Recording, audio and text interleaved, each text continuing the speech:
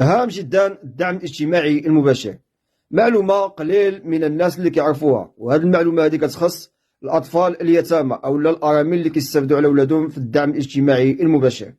المهم أخوتي، الناس اللي عندهم الأطفال في وضعية إعاقة كيستافدوا عليهم في الدعم. سمعوني مزيان، كيستافدوا عليهم الأطفال في وضعية إعاقة كيستافدوا عليهم 475 درهم. أما الأطفال في الحالة الطبيعية ديالهم ديال الأرامل كيستافدوا عليهم 375 درهم. يعني كاين فرق ما بين الطفل العادي والطفل في وضعية إعاقة ديال 100 درهم.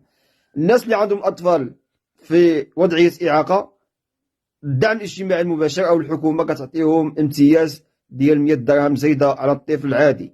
أما الأطفال اللي هما عاديين كيستافدوا 375 درهم. كنتمنى هذا الفيديو هذا يتبارطاجا باش تعم الفائدة، والدل على الخير كفاعله، كما قال عليه أفضل الصلاة والسلام. السلام عليكم.